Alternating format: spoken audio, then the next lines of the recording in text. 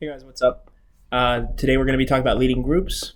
Pretty good training because of a majority of what you do is lead groups. It's a pretty important one. So we're going to be talking about some of the best kept strategies on how to do so. There are really three big ones that we're going to get into, but I just want to clarify first off is that we are going to be sending out PowerPoints with these. Please look through those in addition with this training. This is just kind of an overview on how to do it. So I want you to take a second to think back to high school. Okay, close your eyes, sit in the desk, feel the little basket that you used to put your feet in. My school had those, like the desks that had like the baskets were the most coveted ones because you could stick your feet in, and the ones that were the worst were the ones that had the little basket blocking, or there's like a little screen blocking the basket so you couldn't put your feet in. It was the worst. Anyway, I think back to high school. Think back to kind of at the beginning of a class with some of your really good friends in it and just talking. You're just talking, the room's loud. Teacher comes in. What does he do to get your attention? Or she? Some of the examples that I thought of were the teacher yelled, just like, hey, be quiet, class is starting. They would kind of just wait patiently until everyone quieted down and the class started. That sometimes worked, sometimes didn't, depended on the class. But they didn't really have anything that could grab our attention without either yelling or just waiting around until we acknowledged them. And I thought that was kind of interesting. There's got to be a better way, right? So at Camp Kesem, we use kind of like attention grabbing activities. This is the first thing we want to talk about: attention grabbers. Okay, so some of the attention grabbers we have, we'll use variety. There's a variety of them. We have one that says where we say, hey, listen up, and then everybody repeats that. That's a really good way to get some people's attention. We have one where someone says Skittles, and all the kids whisper, taste the rainbow. That's really cool and kind of creepy sometimes. We have one where someone will snap. It'll be like a ball. You pass the snap to somebody, and it's their job to catch the snap with their hand and pass it around the group. And you can throw as many out as you want, and then you can collect them in when you're ready to get started. It's a great way to grab little kids' attention. There's another one we did at training where you can take like a little ball or something and say, okay guys, every time this ball is in the air, I want you to scream. And every time this ball is in my hand, I want you to not scream, like be quiet.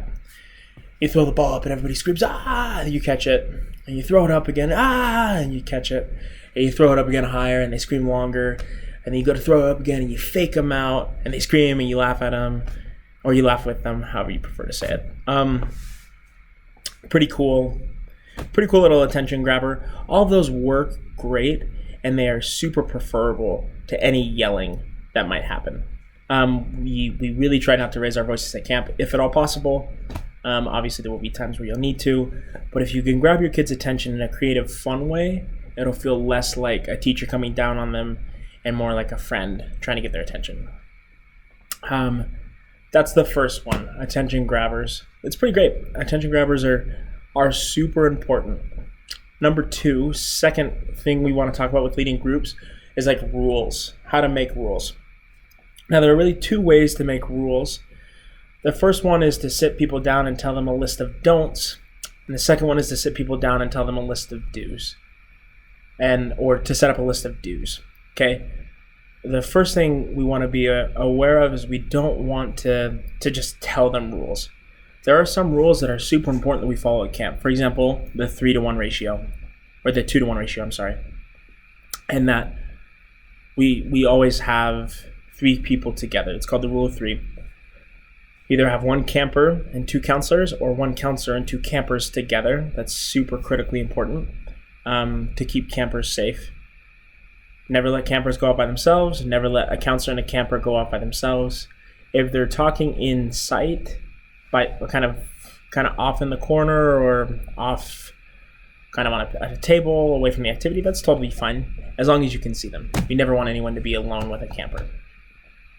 But besides that, that's the only really hard and fast rule. A pretty common practice that we do at camp, you'll do this in your groups when you get there, or when your kids get there, is we take them up to their cabins and we sit down and we set up cabin rules. Cabin rules are super cool because it gives you an opportunity to kind of engage your kids in the rule making process. And like you'll get the really stereotypical ones like ew, no girls, or ew, no boys, or like whatever. But you also get some really wise rules, such as don't take anything without asking permission, or like during rest time, you have to keep both feet on the bed at all times. The kids get creative with that one because they'll like crawl around and like kind of avoid or like crawl away from the bed with their feet on the bed. That's kind of fun. Or like really anything that the kids come up with. Be nice to one another, respect other people's things, stuff like that. It's super important. It's also super great. This allows the kids to kind of engage and feel empowered, which is really what we're about here at Camp Kesem. We want to empower our kids. So if we can engage them in that way by helping them come in and make rules with you, it's so much more powerful. I remember my first year. This was a really cool experience. One of my favorite from camp. It was a Wednesday night. We were talking with the kids about what they learned that day, and one of the guys was like, I was working with the teens, and one of the guys was like, I learned today that I really enjoy making people happy. And the guys kind of discussed that, and they decided, we want to make people happy. We want to do something special. So what they did is they went and got a bunch of paper from the arts and crafts room with a bunch of scissors and like pens and stuff, and they cut out these little hearts for all of the girls in our group, and there were like 40. Maybe not 40 girls, I'm sorry. 40 campers. There were like 20 girls. So we made these individualized hearts for each of the girls, and we all wrote things on the heart that we liked about the girls. And this was all prompted because one kid decided to raise his voice and say, I think we should make being nice to people and doing nice things for them more important for our group. And it really changed the tone of camp that week. It was absolutely incredible. And like Jukebox and I, the counselors who were there, just kind of just sat there and were just like, this is so cool. So when we let the campers kind of take the reins and lead discussions, lead rule setting, it's amazing what they'll come up with. And then all we need to do is remind them.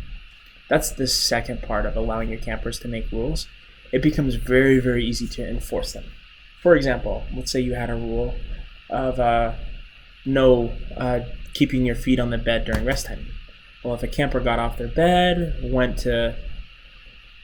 got off the bed and, excuse me guys, woo, I'm tired. Got off the bed and tried to like go mess around with somebody else, it would be very easy for one of the counselors to remind him, hey, remember rule number 4? We decided we were going to keep our beds on the thing, and we all agreed on that. And that brings a lot of power to you as a leader, and it brings a lot of power to the kid as a camper. And they say, oh yeah, that was a rule I helped come up with. Therefore, I'm going to keep it. I'm going to make sure that's important. Additionally, you can even get more engagement from campers as they kind of reinforce the rules themselves. Not in like a picky, oh, you did this, blah, blah, blah, blah, blah way, but in an encouraging, friend way. It's a really powerful thing. Obviously, nothing will be important if you're working with younger kids. Obviously, nothing will be perfect. If you're working with younger kids, it's really powerful to, It's more important to give them promptings on the rules we should make. For example, no hitting one another, no teasing one another, things like that. Something that to kind of prompting them, maybe not by saying let's not hit one another, by saying what should we do, what rules should we make about respecting one another, and having them kind of brainstorm from there. Giving them a little prompt and leading them in the direction we want to go is a really great way to allow them to still engage in the rulemaking process without missing out on like a big rule like, hey, don't hit one another. You know what I mean? So that is kind of engaging campers in rulemaking. During training, we did an activity where we had to go we went and picked up a whole bunch of sticks for Make the Magic. It was actually really, really fun. And it was cool because we opened up the discussion to the people at training, and we said, okay, what rules should we make? And some of the rules were like, don't poke other people with your stick, and don't steal people's sticks, and no stick fighting unless it's consensual. Consent is key all the time when you're stick fighting, okay? It was a really fun, cool activity, and people were a lot more engaged in picking up their sticks than might have been otherwise if we hadn't made those rules, if we had just told them what to go do. It's a really special thing when you teach campers not only allow campers to set their rules, but when you teach them the why of an activity. For example, let's say the ropes course at camp. Like there's like a big swing, there's a zip line, those are both great. And you could sit your campers down and say, okay, so what rules should we make about the zip line, about the rope swing? You can discuss them with them, and then you can say, okay, well, the purpose of this activity is to kind of push you outside of your comfort zone, to teach you how to kind of be braver than you might be used to, by going out of your comfort zone, you can stretch and become better. And some campers might be huge fans of that, some might not be. And there's a phrase that they taught us at rope course training, which was choose your challenge. So we always let our campers to choose the level of participation they want to engage in on an activity like the ropes course, because it can be intimidating. We make sure we foster an environment of loving support for our campers. And that could be another rule, a supportive environment, something like that. I hope this training has been effective for you. Let's see how long this has been going. Give me a second. Yeah, I hope this training has been effective for you, and that you feel a little bit better about the direction that we want to go with rules at camp. Remember, the big ones are let campers or help campers come up with rules, teach them the why behind things, and those little attention grabbers at the beginning. We don't want to be shouting, we don't want to be raising our voices. We want to be engaging them. I hope you enjoyed this training. Please shoot us an email or a phone call if you have any questions about these things. We'll talk more about it as camp gets closer. Or we'll talk more about it like at camp itself. Camp's in 2 weeks, guys. That's pretty bomb. It's really exciting for us going in July, and camp's about a month away if you're going in August, which is really exciting. If you have any questions, please email us. Hope you enjoyed this training, and please read through that PowerPoint that we're going to send out with it. Thank you so much. Bye-bye.